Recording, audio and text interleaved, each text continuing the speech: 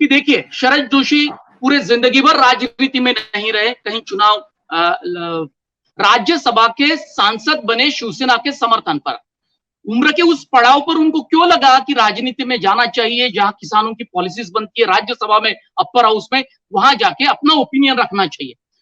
ये एक दौर है और हम छोटे छोटे कार्यकर्ताओं के साथ में भी जब बातचीत करते हैं, हाल ही में एक इंटरव्यू मेरे चैनल के लिए करते वक्त उसने मुझे बताया बाद में कि मुझे राजनीति में आना है।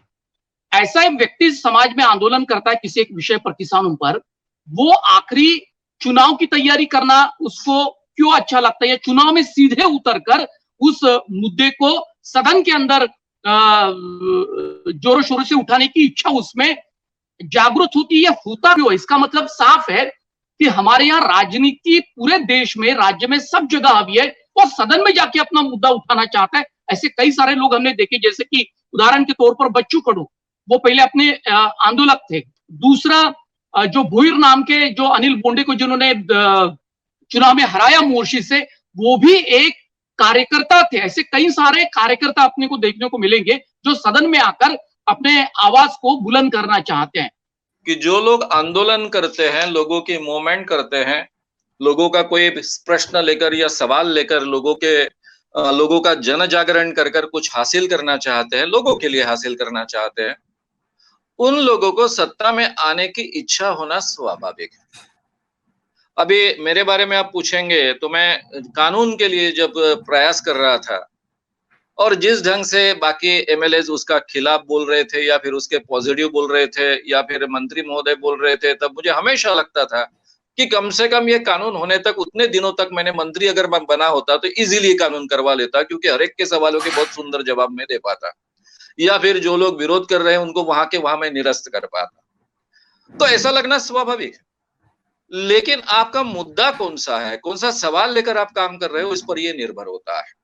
इसीलिए मैंने कहा कि सत्ता के राजकारण में आप जाते हो तो आपको वोट पाने होते हैं और वोट पाने के लिए आपको कुछ एडजस्टमेंट करने होते हैं।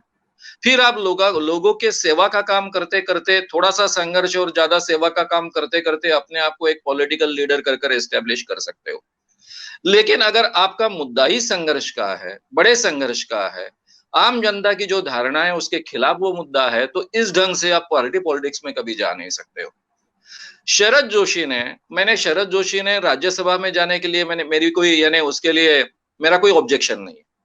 शरद जोशी जी ने पार्टी निकाली थी, चुनाव लड़े थे और पहले उन्होंने कहा था कि मैं कभी पार्टी पॉलिटिक्स नहीं करूंगा, और वो उनकी बहुत अच्छी बात थी।